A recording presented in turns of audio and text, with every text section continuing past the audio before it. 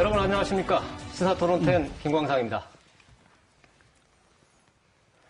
이제 4.13 총선까지 남은 날수가 오늘까지 해서 이른바 40수대로 접어들었는데요.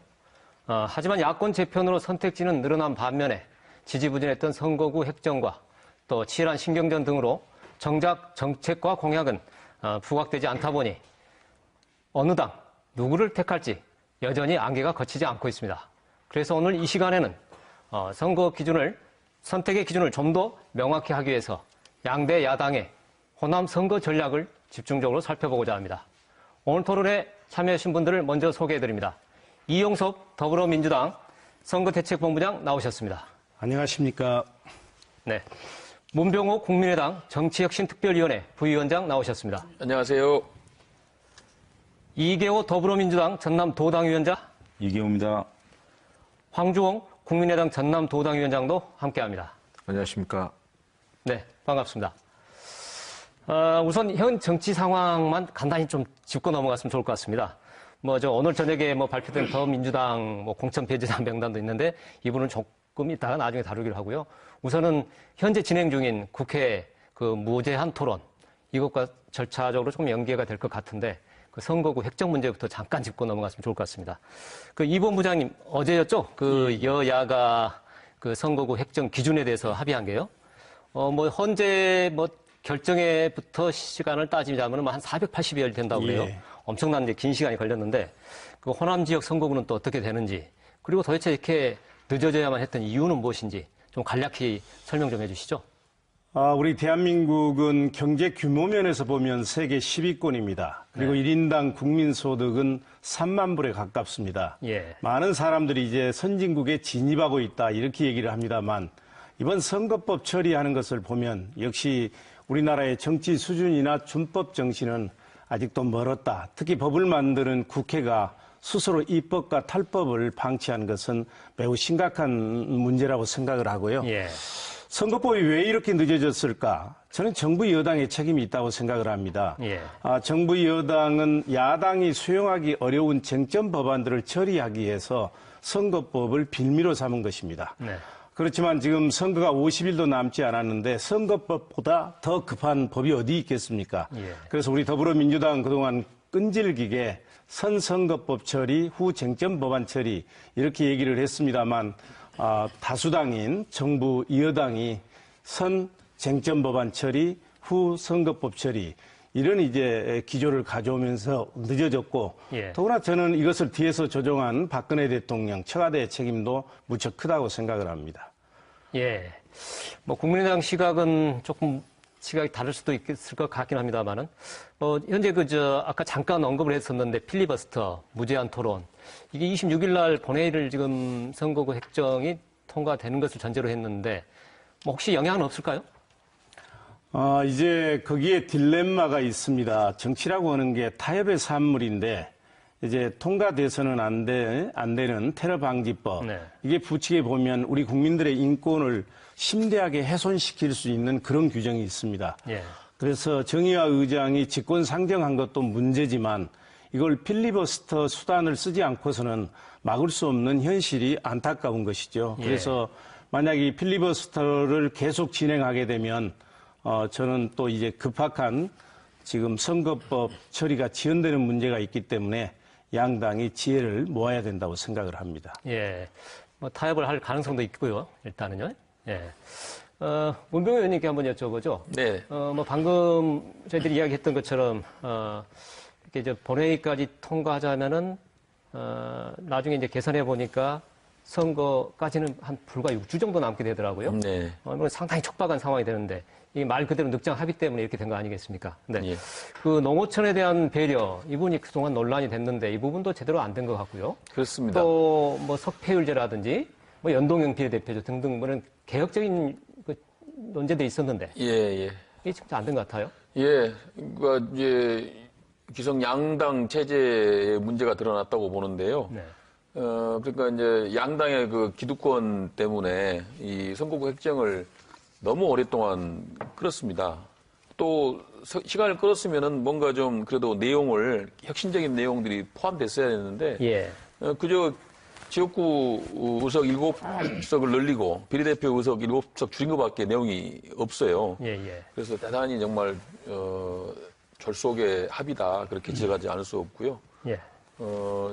그리고 선거가 불과 50일도 안 남았는데 정말 정치 신인들에게는 이게 불공정한 게임이거든요. 예. 뭐 현역 의원들이야 인지도도 있고 기반이 있으니까 낫지만 정치 신인들은 어디 가서 선거운동을 해야 될지를 모르는 상황까지 왔지 않습니까? 그러니까요. 예. 이 부분에 대해서는 정말 기성 정치권이 심각하게 반성을 해야 한다고 생각을 합니다. 예. 바로 그런 점에서 연결해서 좀 우리 황주영 위원장님께 또 질문을 한번 드려보죠. 네. 그 광주 성남 지역의 그 이번 획정 기준에 따르면은 인구 하한선 미달 지역이 5곳 정도 된다 그럽니다. 뭐 우리 황주영 의원님 지역구도 해당이 되는 것 같다는 이야기가 있고요. 예, 그러는데 방금 이야기 나온 것처럼 신인들 그리고 또 준비했던 많은 다른 사람들 그리고 지역의 유권자로 또 많은 혼선이 있을 것 같습니다. 이러다 보니까 이게 이런 상황이 온 것은 또 현역들의 담합, 뭐 되도록이면 늦추는 것에 대해서 방임해 왔던 거 아니냐 뭐 이런 시각도 있는데 어떻게 보시는 거예요? 네, 우선 저는 제 선거구가 저희 선거구가 어떻게 될런지 아직도 모르고 있습니다. 전남에서 한석이 줄어드는데 무안 신안 그다음에 저희 지역구인 자원 강진 영암 네. 그다음에 공보성 이렇게 3곳인데 그걸 어떻게 좀 묶일지 전혀 예측할 수 없는 이런 상태에 있습니다. 예. 아마 내일 정도에는 가시적인 뭐 결론이 나오지 않겠나 이렇게 보긴 봅니다. 예. 근데 정말 이 선거구 문제, 아까도 좀 전에 말씀드리 계셨습니다만 세계적으로 부끄러운 일입니다. 헌재 결정이 난 것이 480일 전. 그러니까 1년 4개월 전에 결론이 난 거예요. 예. 그리고 여야가 선거구 협상을 시작한 게 작년 3월 19일이더라고요. 정개특위가 첫 시작한 게. 예. 그 1년 된 겁니다. 1년 동안에 뭘 합의했냐? 지역구 의석 7석 늘리고 비례대표 7석 줄이는 거. 그거 합의한 거예요. 네. 여야의 이 양당의 제대로 된 협상력과 정치력이 있으면 이 정도의 합의는 사실 2, 3일이면 끝나는 문제입니다. 아무리 오래라도 일주일 걸릴 일이 없잖아요. 예. 근데 이걸 가지고 1년간을 싸운 거예요. 예. 왜 그랬냐? 한쪽에서는 농어촌을 배려해서 의석수를 비례표를 줄이자. 한쪽에서는 절대로 비례표는 못 줄인다. 그 싸움 하느라고 1년이 간 겁니다. 그러니까요. 그러다 결국에 7석 줄였잖아요. 근데 사실 저는 저도 이제 새정치민주연합에 머물렀고 있었지만 새정치민주연합에 정말 제가 그 아쉬움이 많고 문재인 대표가 수도 없이 많은 얘기를 했었지만 오늘 이렇게 우리 전남의 의석이 줄어들고 전북도 의석이 줄어들고 그래가지고 우리 호남의 의석이 광주까지 해서 30석이었습니다. 근데 28석이 됩니다. 네, 그렇죠.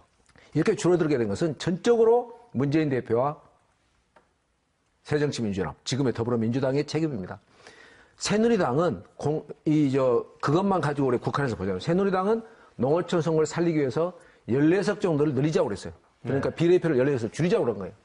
그런데 문재인 대표와 새정치민주연합이 비례표를 한 석도 못 줄인다고 그런 거예요. 한 석도 못 줄인다고 해가지고 10개월이 간 거예요. 예. 그러다가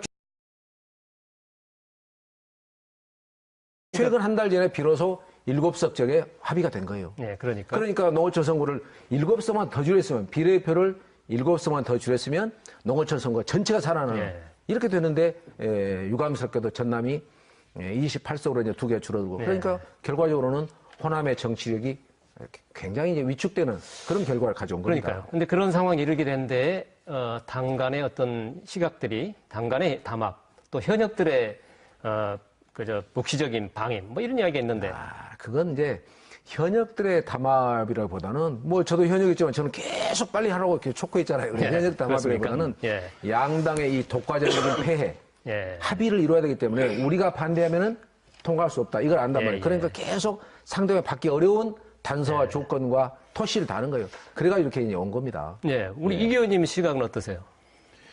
예, 황교안 의원님 말씀 중에 뭐 일부는 맞고 일부는 틀리고 그럽니다. 우선, 비례대표 줄이는 문제에 대해서, 당시 그 야당 지도부의 일부에서, 비례대표 줄인 걸 반대한 건 사실이고요.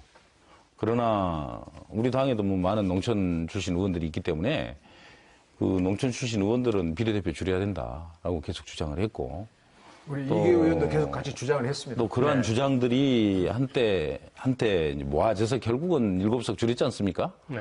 그렇게라도 합의를 볼 수 있었다고 생각을 합니다. 예. 그러니까 이 전임 지도부의 우리 당의 지도부의 어떤 그 당시 시각의 문제 지적을 해주십니다만은 일부 문제는 있었다고 생각을 하고요. 그러나 또 그분들의 입장은 그분들대로 야권 전체의 어떤 총체적인 이 연대 내지는 단합의 문제를 함께 생각하면서 이제 다음 총선에 전략적으로 승리하기 위한 어떤 길을 찾는데 또 그것과 관련해서 판단을 한 거기 때문에 뭐 어떤 게 옳다 이걸 객관적으로 말하기는 어렵고요. 우리 입장에서야 물론 농촌 지역구 하나로도 지키고 저희 경상도는 지역구 많이 줄이더라도 호남 지역구 줄이지 않고 이러면 얼마나 좋겠습니까? 글쎄요. 예. 정치 현실이라는 게 있기 때문에 그러한 점을 좀 조화롭게 봐야 된다고 생각합니다. 예. 아니, 저는 이런 예. 점도 가만히 돼야 된다고 생각을 하는데요. 이게 이제 소수당의 한계입니다. 제1야당이 똘똘 뭉쳐도 국회의원 수가 적기 때문에 정부 여당을 견제하기가 어렵습니다. 그러나 지난 1년간 보십시오.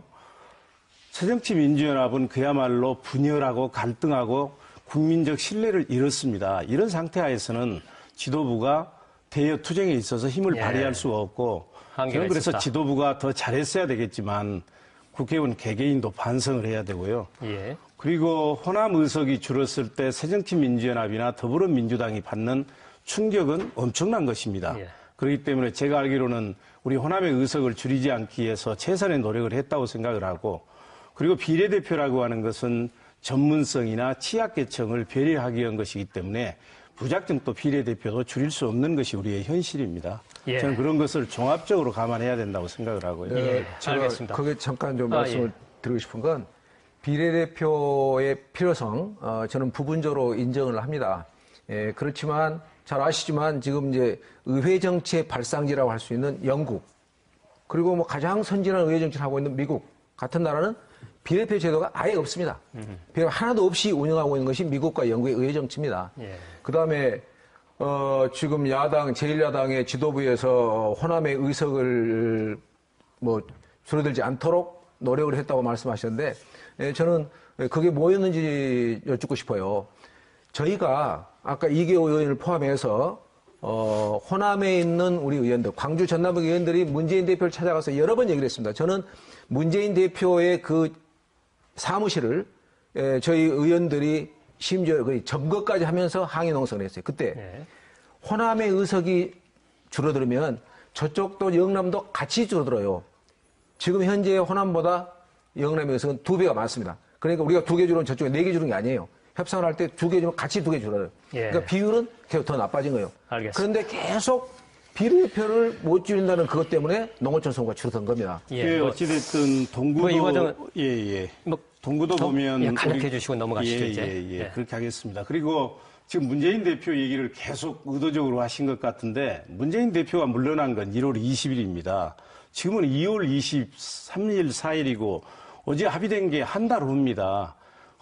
거기에 문제가 있다면 지금 지도부를 얘기해야지 왜 네, 여기에서 문재인 알겠습니다. 대표 얘기가 나오는 것도 아니요. 저는 예, 적절하지 못하다고 1년 생각이 동안 들고요. 끌어올 때 대부분의 기간을 문재인 대표가 예, 그렇게 예. 해왔기 예. 때문에 그러시죠. 더구나 이제 비례표를 줄이지 못한다는 확고한 지론 때문에 이렇게 농어촌 선거가 줄어들었기 때문에 이제 문재인 대표가 알겠습니다. 그 당시에 새정치민주연합을 얘기를 하는 겁니다. 네, 이 정도에서 정리를 하시죠. 이 부분을 또 계속 이야기를 하면 이제 과거 이야기가 계속 나오다 보면 길어질 것 같으니까 이제 일단 그 선거구 획정이 된다는 것을 이제 전제로 하고 이 부분에서는 다시 이제 오늘 주제를 중심으로 해서 이야기를 좀 계속해 나갔으면 좋을 것 같습니다.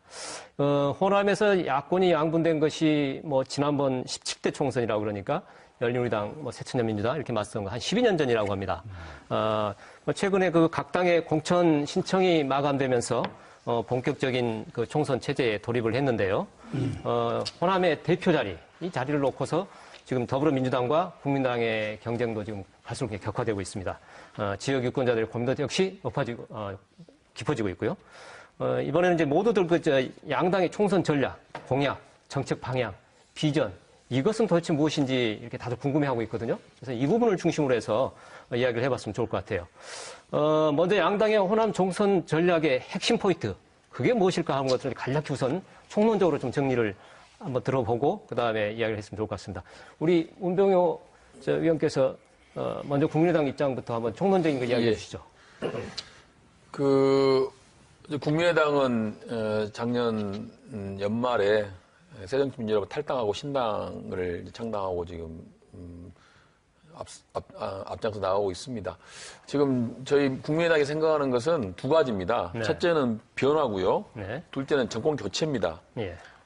우리 국민들, 특히 호남 유권자들은 기성 정치권에 대해서 큰 변화를 요구하고 있습니다. 이 기성 정치권이 양당의 기득권으로 인해서 진영 싸움만 하고 국민의 민생은 돌보지 않는 이러한 정치는 그만둬라, 이제 바꿔라 이렇게 요구하고 있고요. 그다음에 역시 이제 호남 유권자분들은 정권 교체를 가장 많이 생각하고 계십니다. 네. 총선도 중요하지만은 정권을 바꿔서 좀 대한민국이 지역차별 좀 그만하고 또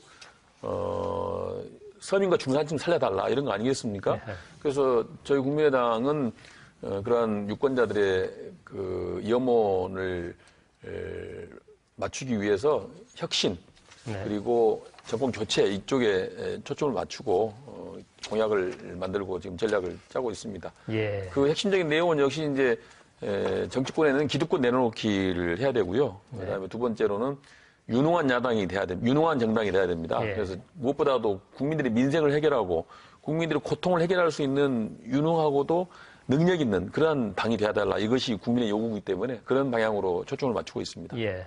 그 아래에서 또 이제 호남도 마찬가지로 그 같은 궤에서 그렇습니다. 공약들을 준비하실 거고요. 예. 예. 더불어민주당의 호남 총선 전략은 어떻습니까?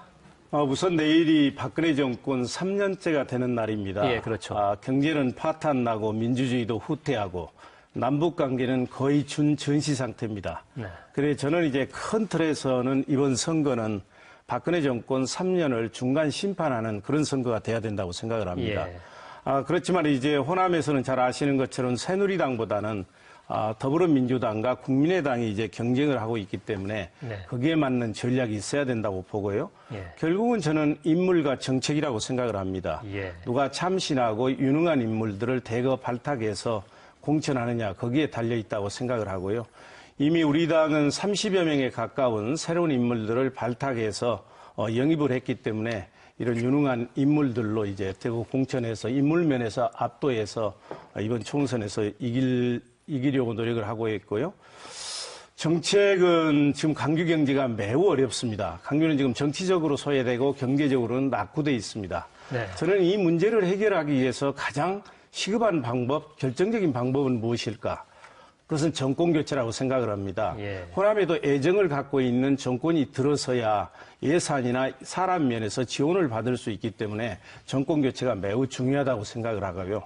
그렇다면 어느 정당이 정권교체를 할 수 있을까? 정권교체에 두 번의 경험이 있고 전국적인 지지도를 가지고 있는 더불어민주당이 정권교체가 가능할 것인가? 그렇지 않으면 우리 호남인들이 국민의당을 지지할 때는 전국 정당이 돼주기를 바랬습니다만 지금 보시면 아시는 것처럼 호남에만 어느 정도 지지를 유지하고 있고 전국적으로는 뿌리를 못 내리고 있습니다. 그래서 이런 걸 종합적으로 판단해서 시민들께서 해 주셔야 된다고 생각을 하고요. 네. 그리고 지금 호남에서 가장 중요한 게 일자리 창출입니다. 예, 그렇죠. 아시는 것처럼 삼성전자의 가전 부분이 베트남으로 떠나면서 협력업체가 매우 어렵습니다. 그리고 자동차 100만 대의 기지 조성 사업도 매우 지지부진합니다. 예. 이런 것들을 공약으로 내세워서 일자리 예. 창출에도 적극 대응하겠습니다. 예, 예. 방금 말씀한 그런 강론들은 조금 또 나중에 다시 한번 경제 분야라든지 이야기를 나누시죠. 지금 보면은 국민의당은 변화, 혁신, 정권 교체, 그리고 더불어민주당은 인물 정책, 정권 심판과 정권 교체 이렇게 지금 이제 큰 이야기가 되는데요. 역시 이야기를 보면은 중요한 그 고리가 인적 쇄신 이 부분이 될 것 같습니다. 그래서 정치가 역시 또 사람이 하는 가장 최고의 예술이라고도 이야기를 하니까요. 양당 모두 그 고강도의 인적 쇄신을 준비하고 있는 걸로 이제 알려지고는 있습니다만은 더불어민주당에서 조금 속도가 빠른 것 같긴 해요. 예, 예. 예. 광주에서 그 첫 심사를 시작한다는 말도 있는데 심사는 앞으로 어떻게 진행이 됩니까? 우선 우리 당 전략은 우리 더불어민주당의 심장이라고 할 수 있는 광주에서 젊고 유능하고 참신한 인물들을 대거 발탁해서 공천해서 이제 긍정적인 분위기를 북상시켜서 충청권과 수도권에까지 확산시키자 하는 그런 전략이고요. 예. 지금 15, 16일 날 공천 심사 신청이 있었고 이제 지역 실사도 끝났고 그리고 여론조사도 끝났고 이제 면접이 내일부터 들어갈 것입니다. 예. 그래서 원칙적으로는 강주부터 하는 것입니다. 예. 뭐 심사 기준은 뭐 그동안 언론에 보도된 그런 내용이겠습니까? 우선 이제 잘 아시는 것처럼 오늘 우리 당은 그 하위 20% 의원들 이제 공천 심사에서 배제하는 것을 발표를 했습니다. 이제 거기 보면 25명이 해당되는데 11사람이 이제 제외가 됐어요. 그래서 사실상 공천 신청을 하지 않고 이번에 그 출마하지 않겠다. 그래서 실사도 하지 않는 4분을 빼면은 25명인데 14분이 이제 발표가 된 거예요. 예, 어떤 기준으로? 물론 그거는 이제 여러 가지 기준이 있습니다. 그 국회의원으로서의 적합도, 도덕성, 그리고 경쟁력, 당선 가능성, 그동안의 의정활동, 성과 이런 것들을 종합적으로 판단을 했는데요. 예. 그러면 14명만 사실상 발표됐는데 11사람은 누구냐? 그분들이 이제 우리 당에서 이제 탈당하신 분들이고요. 그래서 우리는 그 20%에 만족하지 않고 지금 국민들이 현직 의원에 대한 교체 요구가 매우 강합니다. 예. 그래서 2차적으로 이제 정밀 심사에 들어갑니다. 언론에 보도가 됐습니다만 3선 이상의 중진에 대해서는 하위 50%에 대해서 정밀 심사를 하고 그리고 초선과 재선에 대해서는 하위 30%에 대해서 정밀 심사를 해서 국민들이 바라는 인적 쇄신을 이루려고 생각을 하고 있습니다. 예. 이번에는 뭐 국민의당 또 좀 한번 물어봐야 될 것 같습니다. 어제 선대위가 출범을 했습니다. 이제 국민 눈높이에 맞춘 뭐 혁신적인 공천을 하겠다. 뭐 산무공천 뭐 이런 말도 이제 선언을 하고 했습니다만은 국민의당 공천 심사 기준 이것도 한번 궁금한데 설명을 좀 해주실까요? 우리 문병 의원님. 네. 국민의당은 그 양당의 기득권으로 인해서 국민의 민생을 돌보지 않았다는 점을 대단히 중시하고 있습니다. 예. 그래서 국민의 민생을 제대로 유능하게 해결할 수 있는 사람 이걸 기준으로 하고요. 그다음에 이제 종전에 새정치민주연합 시절에 그 공천이 패권 또 계파에 의해서 많이 좌우됐거든요. 예. 그래서 계파나 패권을 고려하지 않는 그야말로 공정한 공천 이것을 약속을 하고 있습니다. 예. 또 지금 대한민국은 10% 정도의 먹고 살만한 국민과 삶의 허덕이는 90%의 국민이 있습니다. 그래서 그 삶의 허덕이는 90%의 국민의 고통을 해결하고 그분들의 입장을 대변할 수 있는 그러한 젊고 참신한 사람을 공천하라고 생각하고 있습니다. 예. 그 방금 이제 이용수 의원님 말씀하셨는데 뭐 남의 당 사정에 대해서 뭐라고 말하고 싶지 않지만은 사실 그 저희는 탈당해서 그 심사를 제대로 받지 못했습니다. 그런데 여기서 빵점 처리해놓고 당신들은 20% 안에 들어갔다라고 하는 것 저는 좀 그거는 예의가 아니라고 생각합니다. 그리고 이제 또 오늘 발표한 거 보니까 그 현 지역구의원은 6명을 발표했더라고요. 근데 그 중에 노영민 의원은 이미 불출마선을 한 사람입니다. 예, 예. 또 신계륜 의원도 이미 형을 받아갖고 공천이 여러 개 된 분을 포함시켜서 사실은 4명 이제 예. 컷오프 시킨 것 같은데 뭐 그런 것들은 좀 타당 이야기 그 정도 하시고. 예, 그 정도. 저희도 이제 그 경선을 원칙으로 해서 국민들에게 공천권을 돌려주고 국민들의 눈높이에서 현역이나 신인이나 가리지 않고 엄정하게 심사를 할 생각 갖고 있습니다. 예. 그 뭐 수기 선거인단, 수기 배심원제 뭐 이런 것들도 예. 있던데요. 그것이 이제 뭐냐면은 이제 여론조사나 그냥 단순한 투표를 하게 되면은 결국 현역들이 유리하게 되거든요. 그래서 이제 수기 선거인단이나 수기 배심원단은 뭐냐면은 그 배심원단이나 선거인단 앞에서 토론을 하고 질의응답에 이렇게 그런 과정이 있습니다. 예. 그런 걸 거치면은 어느 정도 그 사람에 대한 평가가 되기 때문에 훨씬 더 이제 국민의 눈높이에 맞는 그런 공천을 할 수 있다. 그런 이제 이번에 새롭게 도입한 제도입니다. 예. 뭐 이게 두 분의 설명을 듣고 보니까 뭐 크게 봐서는 비슷한 점도 있는 것 같고 혁신이라는 뭐 코드라든지요. 이런 것 같은데, 각각 그렇게 우리 당 이게 차별성이 이거다 하고 할 수 있는 부분 좀 있다면 한 말씀 해주시면 어떨까요? 네. 예, 그쪽 우선 말씀하시겠습니까? 수기 선거인단이 우리 시청자들께서는 조금 낯설어 하실 것 같아서 숙의는 아주 심사숙고하고 잘 관찰한다는 그런 뜻을 담고 있는 좀 어려운 표현입니다. 그래서 이 표현을 좀 바꿔야 되지 않나 하는 내부 의견도 있었는데 좋은 다른 대안 어휘를 찾지를 못했습니다. 이번 총선은 뭐 여러 가지 중요한 의미가 있습니다. 역대 모든 총선이 중요하지 않은 선거가 어디 있었겠습니까? 이번은 무엇보다도 정권 교체를 어떻게 하면 가능하게 하겠나, 그 불씨와 가능성을 높일 수 있느냐의 여부가 이번 총선에서 가장 결정적인 중요한 대목이라고 봅니다. 네. 저희는 지난 2번 대선에서 실패를 했습니다. 그때마다 국민들의 60%는 야당으로의 정권 교체를 희망하고 있었습니다. 그럼에도 불구하고 저희가 그 여론의 그 기대에 저희가 호응하거나 복무하지 못했던 거죠. 그게 아마 가장 결정적인 것은 국민의 생각과 거리가 있는 우리가 흔히 말하는 이제 친노 운동권적인 사람들이 이 당의 전면에서 주도를 하고 후보도 또 그런 후보들이 나오게 되고 이러면서 예. 우리가 번번이 거푸 실패를 예. 했던 겁니다. 그래서 이번에 이제 의미는 국민들의 그 눈높이와 맞출 수 있는 새로운 세력들로의 교체가 이루어지고 기수가 바뀌어서 그 세력이 아마 4월 총선이 끝나면 야권이 대대적인 재편이 이루어질 겁니다. 그래서 저는 단일 대우를 구축하게 될 거라고 봅니다. 그랬을 때 새로운 세력이 전면에 나서서 정권 교체를 노력하게 되면은 정권 교체 가능성과 희망을 높일 수 있다. 예. 이렇게 생각하고 있습니다. 우리 더민주 네. 쪽에서는 어떤 차별성을 내세울 수 있을까요? 심사 기준이랄까 모처럼 제도에서. 우리 지역에서 이제 인물 경쟁이 이루어지는 선거가 기대가 되고 있습니다. 예, 인물.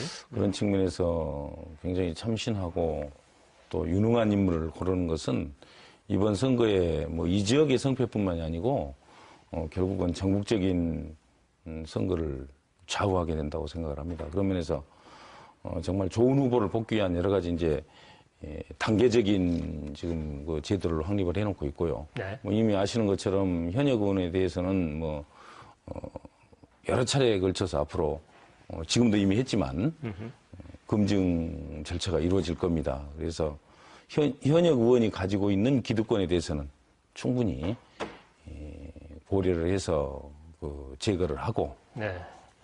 어떻게 보면 신인과 대등한 위치에서 충분한 경쟁을 시킬 거고 그렇게 해서 좋은 후보가 선발이 되도록 해나갈 겁니다. 네. 아울러 우리 이영섭 위원장님께서도 말씀을 해주셨습니다마는 더불어민주당에 이미 영입이 된 유능한 인재들이 다수 있습니다. 한 30명 이상이 현재 영입이 돼서 지금 확보가 되고 있기 때문에 예, 알겠습니다. 이분들을 또 적절한 예. 지역구에 잘 투입을 해서 경쟁력도 높이고 또 그분들이 의회에 진출해서 이제 역할을 제대로 함으로써 예. 지역에 기여도 하고 또 그러면서 한국 정치 전체를 좀 발전시켜 나가는 그런 선순환 구조를 예. 지금부터 준비해서 차근차근 예. 해 나간다는 방침으로 예.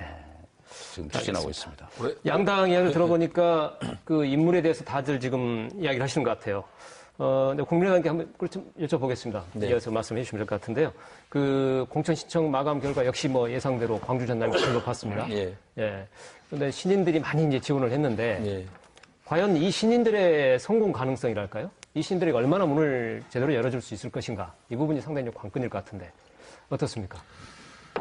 저희도 사실 고민입니다. 왜냐하면은 전국 유권자들의 눈높이도 현역들을 좀 물갈이 하라는 그러한 눈높이거든요. 근데 호남, 특히 광주 민심은 정말 그 눈높이가 높아가지고 네.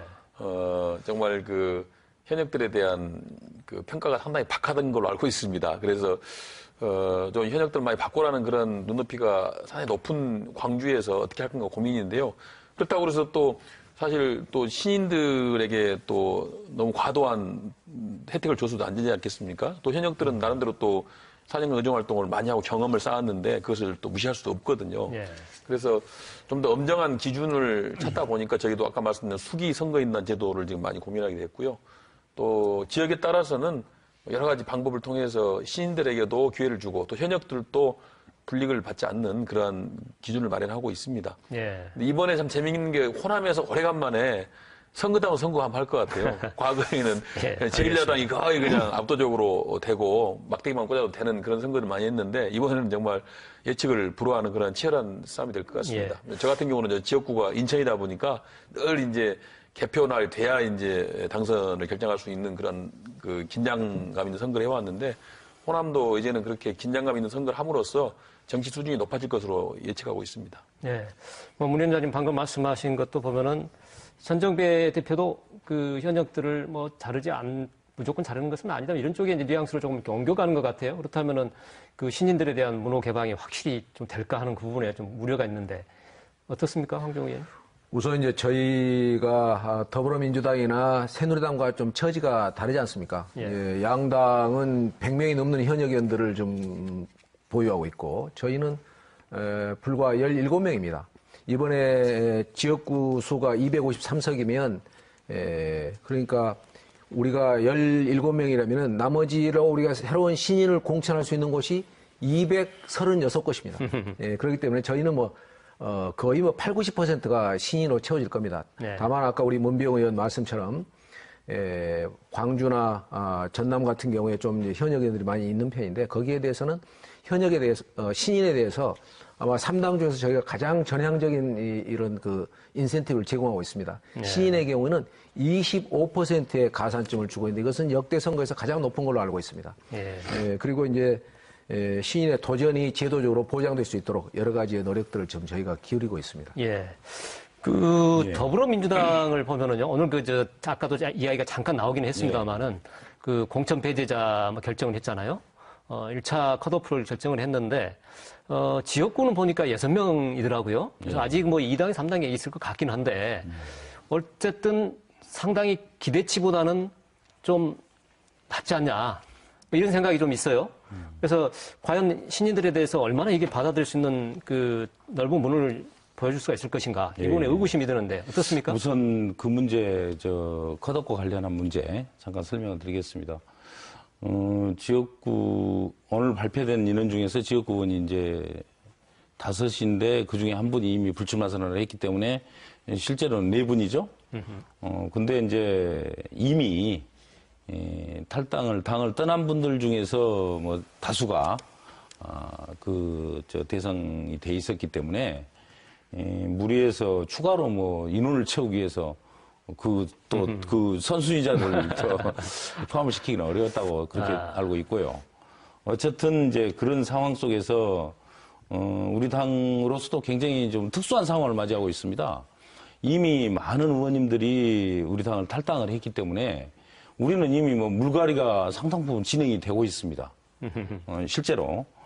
또 그런 가운데 이미 말씀드렸던 것처럼 각계에서 유능하다고 판단되는 분들이 또 많은 분들이 새롭게 영입이 되었고 그런 측면에서 보면 이번 선거는 이 현재 상황을 그대로 놓고 본다면 막상 선거가 진행이 되면 이 더불어민주당은 비교적 신인들이 많이 출전을 하고 또 새롭게 이제 탄생한 국민의당은 도리어 그 기성 정치인 또 현역들이 많이 출전을 하는 결과를 그 표현을 맞는지 모르겠습니다만 구당이 신당되고 신당이 구당처럼 보이는 그런 좀 묘한 양상으로 갈 수 있다고 생각을 합니다. 근데 어쨌든 간에 이제 우리 지역민들은 선택지가 다양해졌으니까 그런 측면에서 어떤 여망에 부응할 수 있는 환경은 조성이 되었다. 또 저는 또 한편으로는 그렇게 생각을 하고 있습니다. 저도 좀 보완을 하겠습니다. 예, 그러실까요? 예. 우선 저도 이제 호남에서 독점 체제가 무너지고 이제 시민들의 선택권이 확보됐지 않습니까? 그래서 과거처럼 자기 계파 사람 심는 것이 아니고 인물 경쟁으로 들어가는 것은 바람직하다고 생각을 합니다. 그런데 이제 문제는 호남 예의 지역에서 새누리당에게 어부지리를 주지 않아야 된다는 그런 전제가 있고요. 아까 말씀하신 것처럼 우리가 20% 컷오프는 작년 11월 18일 날 그때 우리 이제 지역구 우리 그 국회의원 수가 127명이었습니다. 네. 이제 이거에 20%라니까 25명이 그렇죠. 대상이 되거든요. 예. 여기에 이제 비례대표가 4명, 지역구가 21명입니다. 이제 비례대표는 이번에 4사람을 다 발표를 했습니다. 그렇죠. 예. 지역구는 이제 6사람을 발표를 했어요.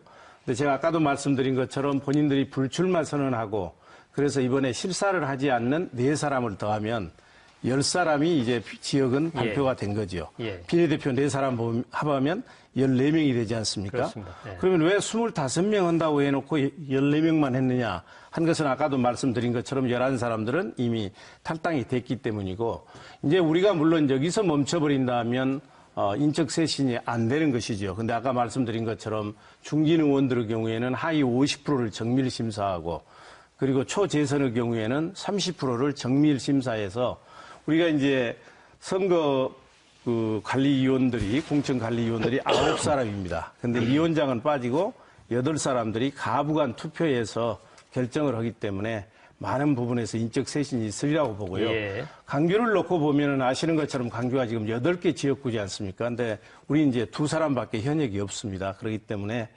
상대적으로 새로운 인물들을 예. 발굴해서 공천할 수 있는 알겠습니다. 길이 열려 있는 것이죠.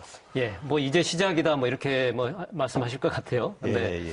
또 한편으로는 말씀 듣다 보니까 뭐 11명은 좀 타율적으로 나간 인력이 아닌가 하는 생각도 들긴 합니다만은 일단은 뭐 이 부분은 예, 뭐 덧붙이려고요? 아마 짧게 하시고 넘어가시죠. 예. 저는 사실은 어제까지만 해도 뉴스 보도에 의하면은 뭐 많이 컷오프 될 걸로 봤거든요. 그래서 사실은 자기 당에서 더 혹시 또 모실 분이 있나 하고 고민했는데 오늘 생각보다 숫자가 많지 않아가지고 보낼 분을 줄이기 위해서 그러는 거거든요. 네, 좀 우리 당을 너무 시기해서 좀 적게지 않았나 그런 생각을 했습니다. 아니 근데 그거는 오늘 아침에 개봉을 해가지고 나온 거기 때문에 뭐 조작이나 그게 어떤 면면은 전혀 근데 없습니다. 사실은 원래 혁신안에 의하면 원래 사실은 불출마한 사람 빼고 20% 하게 돼 있어요. 원래 혁신안에 의하면. 근데 이제 왜냐면 앞으로 이제 예. 아니 말씀대로 탈당한 분들이 의외로 많이 포함이 돼 있어가지고 예.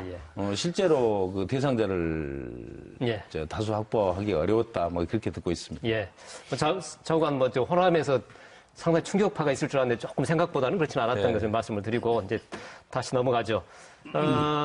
아까 지금 쭉 이야기하셨던 것처럼 더불어민주당 입장에서는 일단은 이렇게 탈당자들이 꽤 있다 보니까 그 현역 의원 교체에 대한 부담은 많이 줄었습니다. 근데 어쨌든 아까 잠깐 언급하셨는데 이길 후보, 새로운 인물, 전략 공천 이 부분을 이야기를 좀 하고 싶은데 호남에서 전략 공천 계획 조금 구체적으로 해주실 말씀 있으실까요? 이용섭.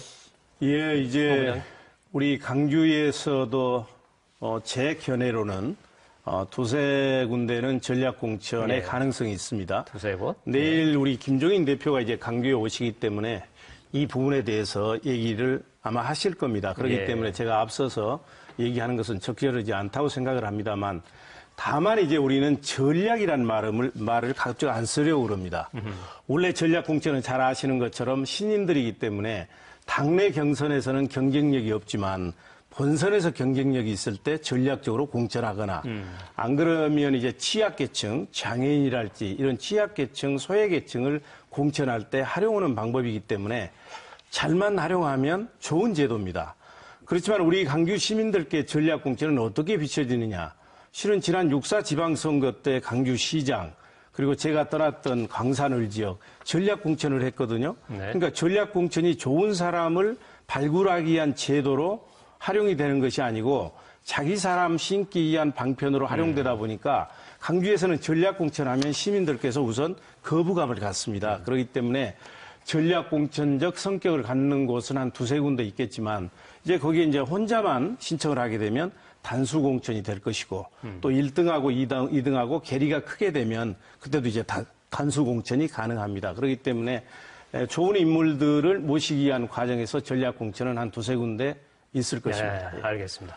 뭐 미리 말하기는 좀 어렵다고 하셨는데 뭐 내일 뭐 언급될 그리고 것 같은데. 그것을 이제 우리 비대위에서 결정하는 것이 아니고 공천관리위원회가 따로 있기 그렇겠죠. 때문에 제가 알 수도 없고 또 얘기해서도 안 됩니다. 그거는. 뭐 시중에서 궁금한 게 그 관련해서 양양자 전 삼성 상무는 광주로 오느냐?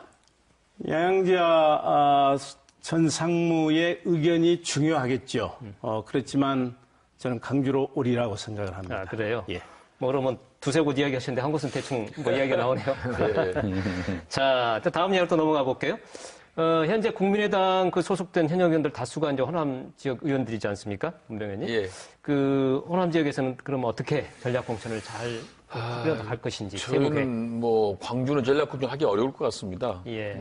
광주가 아무래도 이제 국민의당 지지도가 높다 보니까 그동안에 이제 그 당선이 유력한 분들이 저희 당으로 많이 오셨어요. 예, 예. 그래서 원래 전략 공천이라는 건 원래 이제 당선이 어렵거나 특별한 이유가 있을 때 하는 것인데 지금 광주에 우리 당이 신청한 그 인물분을 보니까 대체로 뭐 그 좋은 분들이 많이 왔습니다. 그래서 광주는 아마 전략 공천 없이 경선으로 되게 치르지 않을까 예상이 되고 있고요. 그래요.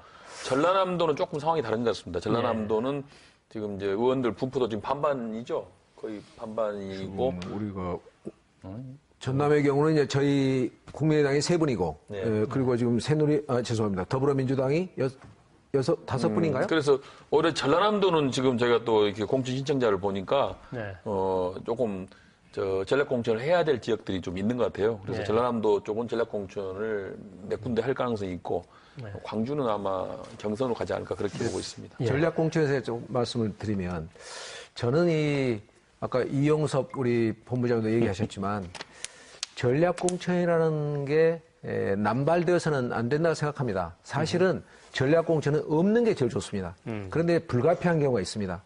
그 선거구에 아예 신청한 후보자가 한 명도 없을 경우 또는 거기에 신청한 후보자가 너무 변변치 못해가지고 도대체 안 되겠다 싶은 경우를 제외한다면 모든 공천은 사실은 국민 공천이 이루어지는 것이 저는 민주적 방식이라고 봅니다. 예. 전략 공천이라는 것은 몇 사람이 앉아서 그것이 뭐 위원회가 되건 혼자가 되건 위원회 해봐야 몇 명 되겠습니까? 한 10명이 앉아서 누군가를 내리꽂는 거예요. 예, 그리고 이제 이 유권자 입장에서는 전혀 선택권이 배제된 상태 이런 거기 때문에 어느 정당에서나 전략 공천은 사실은 사라져야 된다. 그리고 그것은 최소화돼야 된다. 만약 필요하다면 그런 생각을 갖고 있습니다. 예, 뭐 또 시간이 벌써 지금 40분이 넘어갔네요. 그래서 좀 다음 단계로 좀 넘어가야 될 것 같습니다. 그 호남에 대한 공약 방향, 예. 그 방향, 정책 이걸 좀 듣고 싶은데 아까 뭐 대충은 약간씩 언급이 좀 나오긴 했습니다. 이 부분을 조금 더 상수를 좀 해주시면 좋겠다 하는 말씀을 먼저 드리고요. 호남 유권자들은 그동안 격차가 벌어진 지역 발전 문제, 뭐 최고 수준의 실업률 뭐 등등해서 이 경제 살리기 부분에 이제 가장 많은 관심이 있거든요. 네. 네, 이 부분에 이제 어떤 정책이 있는지 이 부분 좀 듣고 싶습니다. 먼저 더민주당부터 해주실까요? 예, 저는 이제 중앙당에서 이번 총선 정책 공약 단장을 맡고 있기 때문에 예, 오늘 그러시죠. 또 이제 건강보험료 개선 방안에 대해서 발표를 하고 왔습니다만 지금 호남 공약은 우리 시당하고 중앙당하고 좋은 공약을 지금 만들고 있습니다. 뭐 가까운 날에 발표가 되리라고 생각을 하고요. 아까 말씀드린 것처럼 일자리 창출이 매우 중요해서 이제 삼성전자의 협력업체랄지 100만 대 생산기지 조성이랄지 이런 걸 이제 꾸준히 뒷받침을 할 것이고요. 예. 근데 이제 본질적인 저는 해결 방안이 있어야 된다고 생각을 합니다. 그것은 강주나 전남 가야만 일할 수 있고 먹을 수 있고 볼 수 있고 느낄 수 있는 강주만의 독특하고 유일한 일자리와 산업을 저는 만들어야 된다고 생각을 합니다. 이게 이제 저는 문화예술이라고 보거든요. 강주는 그야말로 우리 이 한국인들의 애절한 한의 문화를 많이 가지고 있기 때문에 잘만 우리가 발전시키면 크게 산업으로서 육성시킬 수가 있습니다. 그런데 이제 아시아 문화 중심 도시 사업이 2023년까지 1조 7천억 원이 투자되도록 돼 있거든요. 네. 근데 2014년까지 이 190억밖에 집행이 안 됐습니다. 예. 이것도 제대로 집행될 수 있도록 공약을 만들 것이고요. 그리고 어르신들이 매우 어렵습니다. 우리나라 노인 빈곤율이 OECD에서 가장 높습니다. 그래서 이분들이 노후를 편안하게 지낼 수 있도록 기초노령연금을 20만 원씩 매달 지급한다든지 네. 이런 것도 공약에 포함시킬 것이고 네. 또 우리나라의 또 우리 호남도 마찬가지입니다만 저출산 문제가 매우 심각합니다. 박근혜 대통령께서는 5세 이하는 아이만 낳으면 국가가 책임지겠다 이렇게 얘기를 했는데 전혀 지키지 않고 있습니다. 그래서 5세 이하의 보육과 교육은 국가가 의무 보육, 의무 교육으로 할 수 있도록 이런 것도 이제 제도적인 장치를 뒷받침할 것입니다. 알겠습니다. 예, 국민의당의 호남에 대한 공약, 방향 이 부분을 조금 설명을 누가 해주실까요? 예, 제가 뭐 간단하게 하겠습니다. 예. 뭐 아직 제가 지금 창당한 지 얼마 안 돼서 구체적인 공약은 말을 하지 못했습니다. 또 제가 또 지역구가 인천이다 보니까 광주에 대해서는, 호남에 대해서는 아주 구체적인 공약을 지금 말씀드리긴 어려운데요. 저희 국민의당은 크게 목표를 두 개를 잡고 있습니다. 공정성장과 격차 해소입니다. 예. 그동안에 이제 야권이나 진보 세력들은 이제 주로 분배 쪽이 많이 얘기했지 않습니까? 예. 그런데 역시 성장을 해야만이 파이를 키워야만 이제 분배할 수 있는 몫이 나오지 않겠습니까? 예, 예. 다만 이제 성장을 하되 좀 더 공정하게 성장해야 된다. 대기업만 살찌고 부자들만 살찌는 그런 성장이 되면 안 되겠죠. 그래서 공정 성장을 해야 한다는 측면을 강조하고 있고요. 그다음에 역시 격차 해소입니다. 네. 우리나라가 지금 세계적인 통계자를 보더라도 불평등 지수가 굉장히 심화됐습니다. 그래서 예. 거의 미국하고 비슷한 정도까지 이를 정도로 굉장히 심화됐는데 이 격차 해소에 굉장히 중요하게 방점을 둘 때가 됐다고 생각을 합니다. 그리고 역시 무엇보다도 아까도 말씀 많이 나왔지만 일자리 창출, 특히 이제 호남 지역에 대한 여러 가지 경제적인 어려움이라든가 또 예산이 제대로 배분되지 않는 문제 이런 것들도 제가 좀 중점적으로 보고 있습니다. 네. 그다음에 또 무엇보다도 역시 이제 호남인들이 바라는 그 지역차별 문제, 인사차별 문제 이런 문제에 대해서도 이번 공약으로 그런 인사차별을 해소할 수 있는 방안을 찾고 있다는 말씀드립니다. 예. 네. 혹시 덧붙이실 분 있으시면 네네. 붙이시고. 예, 그러면은 맞습니다. 이 정책에서 예, 먼저 정권 예, 교체가 저는 우리 호남 발전에 호남의 균형적 발전을 위해서 절대 필요한 조건이라는 생각을 늘 갖고 있습니다. 예, 그렇기 때문에 이제 호남에 대한 여러 가지 정책이야 사실은 더불어민주당이나 저희 당이나 저희도 아까 이제 우리 문병호 의원이 그런 얘기를 하셨는데 이제 저희도 지금 준비를 이미 하고 있습니다. 아까 우리 광주 전남에 한국전력을 중심으로 한 에너지밸리, 에너지 산업 같은 거 또는 삼성전자의 지금 문제라든가 또는 아시아문화전당이 좀 더 이제 실속 있게 찾아오는 사람들이 많이 나타나는 이런 쪽으로 또 KTX의 문제라든가 이런 거 있는데요. 이거를 하기 위한 가장 중요한 수단이 이 정권교체라는 말씀을 다시 한번 강조를 드립니다. 그리고 저희는 더불어민주당도 같이 노력을 하고 계시지만 농림축수산업 이거에 대해서는 차별화된 그리고 강도 높은 전략 공약을 준비하고 있습니다. 저희가 저희 당에서 제가 이제 농어민위원장을 맡고 있습니다만 두 가지 하나는 최근에 롯데에서 쌀 도전 공장 35,000톤을 하겠다고 그랬습니다. 그걸 저희가 집중적으로 노력을 해서 지금 현재 적어도 6개월간은 중단하겠다 하는 약속을 받아냈고 금년까지 받기 위해서 노력을 기울이고 있습니다. 그다음에 정부가 오늘 15만 7천 톤의 쌀을 추가 경매도 발표했습니다. 여기에 대해서 저희 당이 가장 먼저 이걸로는 부족하다는 거, 쌀가격이 계속 떨어지고 있기 때문에 추가로 4만 3천 톤을 더 해야 된다 하는 것을 저희 당에서 나오고 있습니다. 이 정도 해주시고 이제 더민주당 한번 더 듣고 가겠습니다. 우리 지역민에 대한 가장 큰 또 중요한 공약은 정권 교체에 대한 믿음을 주는 거라고 생각합니다. 그런 측면에서 더불어민주당을 중심으로 해서 수도권에서 어쨌든 이 당초 크게 고전할 거라고 생각을 했습니다만 예상 밖으로 큰 지지를 확보를 하고 있고 또 영남 지역에서도 아시는 것처럼 김부겸 후보를 중심으로 해가지고 상당한 교두보를 지금 확보해 가고 있습니다. 또 우리 지역에서도 호남 지역에서도 또 누누이 말씀을 드립니다만 인물론 입장에서 상당히 큰 기대를 또 주목을 받고 있는 게 사실입니다. 그래서 그러한 측면을 잘 살려나가고 또 지역 내에서도 이제 정말 지역민들이 공감하고 신뢰할 수 있는 공약을 내놓는 거 굉장히 중요하다고 생각을 하고 있고요.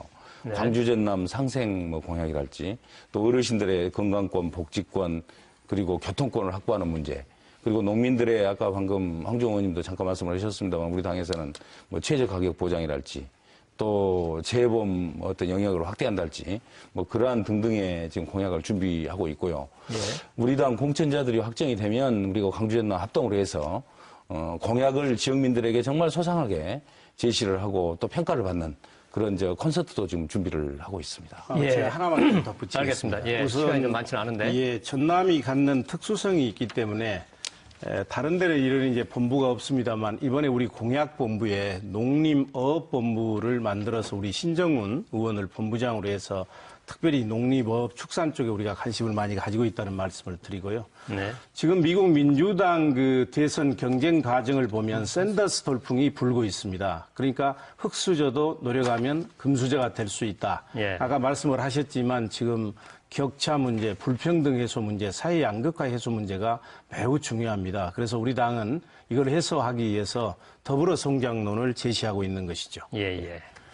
예, 알겠습니다. 이제 또 뭐 어느새 좀 시간을 서서히 마무리해야 될 시간이 돼서요. 다음 단계로 좀 넘어가야 될 것 같은데요. 짤막짤막하니 좀 해야 될 것 같습니다. 이번 총선에서 아까 또 이야기하셨던 건 정권 교체에 대한 이 호남의 열망을 이제 전제로 했을 때, 그럼 어떻게 할 것인가를 부분을 해야 되는데, 호남 이외 지역에서의 연대 가능성, 이 부분에 대해서 짤막하니 한 말씀씩 해주시고, 그 다음에 마무리 발언 한 번씩 하고 지나가겠습니다. 우리 문병 의원님 한번 연대 가능성 어떻습니까? 짤막하니 이야기해 주시죠. 저는 인천 수도권 의원이라서 야권 연대에 대한 주민들의 요구를 많이 받고 있습니다. 네. 근데 지금 단계에서 저희가 연대할 수는 없다고 생각합니다. 알겠습니다. 제가 탈당하고 국민의당에 온 이유는 새정치민주연합으로는 정권 교체가 어렵다라고 해서 온 건데 야권 연대를 지금 상태에서 하게 되면 도로 옛날 새정치민주연합으로 돌아가는 것이거든요. 그래서 현재로서는 어렵고 앞으로 좀 더 이제 지지율의 변화도 있을 걸로 예상하고 있습니다. 그래서 3월달 정도 가봐야 알겠습니다. 아마 여러 가지 좀 정리가 되지 않을까 그렇게 보고 있습니다. 예. 저희도 더불어민주당의 이제 시각은 3월 중순 정도 가면 각 지역에서 우열이 가려질 것입니다. 예. 그렇게 되면 이제 시민사회단체를 비롯해서 새누리당에게 어부지리를 주지 않기 위해서는 연대와 단일화를 해야 된다 하는 그런 요구가 있을 것이고요. 예. 근데 저는 기본적으로는 연대와 경쟁, 투트랙으로 가야 된다고 봅니다. 호남에서는 어찌됐든 누가 당선되든 야당이기 때문에 시민들에게 선택권을 드리기 위해서 경쟁을 하고 호남 이외의 지역에서는 새누리당에게 어부지리 주지 않도록 가장 경쟁력 있는 야당 후보를 공천하는 것이 새누리당으로부터 이기는 길인데 지금부터 그 얘기를 할 필요는 없다고 봅니다. 예. 저도 이제 시간이 좀 그래서요. 이제 정리를 좀 해야 될 것 같습니다. 네. 한 번씩 기회를 드릴 테니까 그때 말씀 잠깐 하시면 될 것 같아요. 이제 마무리하는 차원에서, 전남의 도당 위원장이신 두 분이, 예. 이 지역의, 새정치의 방향, 비전, 이 부분에 대해서 짤막하니 30초씩만 말씀해 주시고, 죄송합니다. 시간 많이 못 드려서. 그리고 하겠습니다. 황종 의원님. 저는 이번에 총선 연대 부분적으로 제한적으로 필요하다고 생각합니다.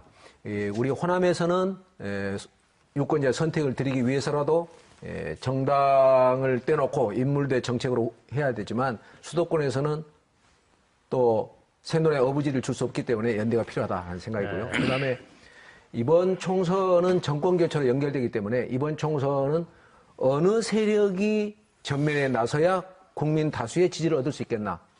지난 10년간의 패배를 교훈 삼아서 이번에만큼은 정권이 이룰 수 있는 세력, 국민의 지지를 받을 수 있는 안정된 중도 개혁세를 전면에 낼 수 있는 그런 선거를 치르지 못하면 정권 교체 가능성이 저는 역시 새누리당 존이라고 말 거다. 이런 말씀입니다. 예, 이규 의원님. 저는 우리 지역민들께 꼭 드리고 싶은 말씀이 있습니다. 호남의 한, 그리고 호남의 혼을 담아서 풀어줄 수 있는 당이 어디겠습니까? 그 호남의 또 상징이라고 할 수 있는 김대중 대통령 사진을 걸어놓은 당이 어디겠습니까? 그 당은 60년 전통의 정통 야당인 더불어민주당이라고 생각을 합니다. 네. 그런 측면에서 그동안에 우리 당에 대해서 우리 지역민들이 내리셨던 그 채찍 너무 잘 알고 있습니다.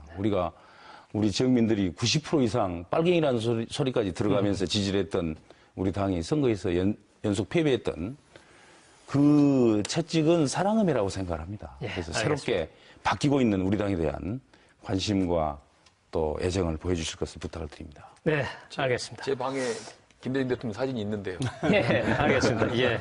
자, 또 이야기를 더 끝나고 또 나누시기로 하고요. 이승만 네 분 오늘 함께 해주셔서 감사합니다. 예, 고맙습니다. 예, 고맙습니다.